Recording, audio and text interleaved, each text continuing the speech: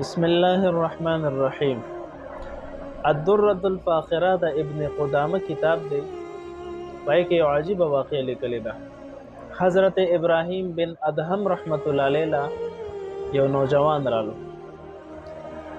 او عرض وکړ چې حضرت انتهایی نافرمانی رانه شوې ده او الله مې ډېر خفه کړی دی. توبه وباسم، یو څو خبرې د نصیحت راته وکړه او داسې نصیحت راته وکړه چې آینده مې چېرته ګناه ته توجه پیدا نشي. نو حضرت ابراهیم بن ادهم رحمت الله علیه ورته وفرمایل چې ای نوجوانه، یو 15 خبرې داسې دي خو چېرته ته د هغې قدرت لرلی شي او طاقت یې لرلی شي نو بیا ګناهونه کوه، تا ته هېڅ ضرر نشي درکولی. او که نه طاقت یې نشي لرلی، قدرت یې نشي لرلی، نو بیا د ګناهونو نه ځان منع کړه. جی څه خبرې دي؟ حضرت ابراهیم بن ادهم رحمت الله علیه ورته وفرمایل اذا اردت ان تعص الله فلا تأكل رزقه. چې کله ته د الله نافرماني کوې نو بیا د هغه رزق مه خوره. نوجوان ورته وویل چې دا څنګه ممکن ده؟ وما من دابة في الارض الا على الله رزقها. په مخ د ځمکه چې څومره زنده سر ګرځي ټولو ته رزق الله ورکوي. نو که زه رزق نه خورم خو مړ به شم بیا یو ورځ. دا څنګه ممکن ده چې زه د رزق نه خورم؟ حضرت ابراهیم بن ادهم رحمت الله علیه ورته وفرمایل چې د هغه ذات رزق هم خوري او د هغه نافرماني هم کوي.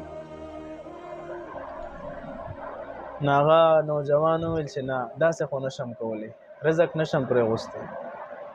دویمه خبره یې ورته وفرمایله اذا اردت ان تعصيه فلا تسكن شيئا من بلاده. کله چې ته د الله نافرماني کوې نو د هغه په مملکت کې او د هغه په بادشاهت کې مه اوسېږه، د هغه د بادشاهت نه چېرته بار وځه. نوجوان ورته وویل چې حضرت دا څنګه ممکن ده چې د هغه د بادشاهت نه بار وځم؟ لله ملک السماوات والارض. د ځمکو او د اسمانونو ملکیت دا خو د الله په دست قدرت کې دی. وی چې کله به دې قدرت نشي لرلی بیا نافرماني مه کوه. درېیمه خبره ورته وفرمایله اذا اردت ان تعصيه وانت تحت رزقه وفي بلاده فانظر موضعا لا يراك فيه مبارزا له فاعصه فيه. چې کله ته د الله نافرمانۍ اراده کې حال دا چې د هغه رزق هم خورې او د هغه په مملکت کې هم اوسېږې نو بیا د ګناه دپاره داسې ځای وګوره چې هلته تا رب ذوالجلال ونه ویني، هلته نافرماني وکړه. هغه نوجوان ورته عرض کوي چې دا چېرته ممکن ده؟ لا یخفى علیه شیء فی الارض ولا فی السماء. په ځمکو او اسمانونو کې خو یو څیز هم په الله جل شانه پټ نه دی. زه هم ورته چېرته پټ شم چې زه د هغه نافرماني وکړم؟ دا خو ممکن نه ده. نو بیا حضرت ابراهیم بن ادهم رحمت الله علیه وفرمایل چې دا ممکن نه ده، نو بیا د الله نافرماني پرېږده. درېیمه خبره، څلورمه خبره ورته دا وفرمایله اذا جاءك ملك الموت ليقبض روحك فقل له اخرني حتى اتوب توبه نصوحا واعمل عملا صالحا. کله چې د مرګ فرشته حضرت عزرائیل علیه السلام ستا خواله راشي ستا روح قبض کولو دپاره، نو ته ورته ووایه چې ماله لږ مهلت راکړه چې زه صحیح توبه وباسم او نیک اعمال وکړم. نوجوان ورته وایي دا څنګه ممکن ده؟ اذا جاء اجلهم فلا يستأخرون ساعة ولا يستقدمون. چې کله د مرګ وخت پوره شي، نیټه پوره شوه، نو یو ساعت نه مخکې کېږي نه وروسته کېږي. بیا خو د الله په حکم باندې عمل وي، دا خو ممکن نه ده. استحاله دا ممکن نه ده، بیا د الله نافرماني پرېږده. څلورمه خبره، پنځمه خبره ورته دا وفرمایله اذا جاءك الزبانية يوم القيامة ليأخذوك إلى النار فلا تذهب معهم.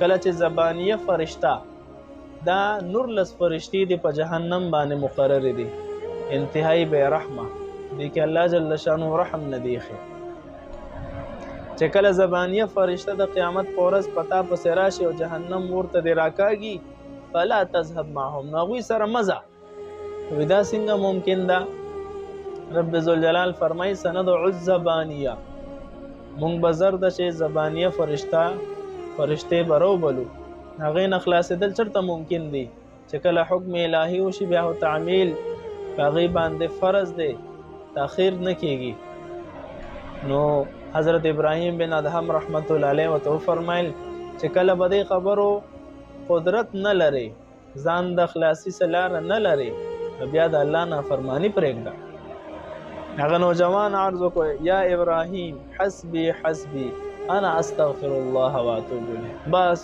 دا نصیحت ما د پاره کافی دی زه توبه وباسم او زه معافي غواړم د الله نه دا خبره مونږ او تاسو د پاره هم دی کو مونږ او تاسو کې څوک دا سدي چې بده پنځو خبرو باندې طاقت لرلی شي قدرت لرلی شي بیا د کین نافرمانی او کو نشي لرلی نو بیا د ځان د نافرمانی نه بچ کی هر ټیم ممکن ده چې د الله د طرف نه د مرګ فیصله وشي په داسې حال کې د الله مرګ را نصیب کړي چې الله را ناراضي وي والله د شهادت مرګ را نصیب کړي والسلام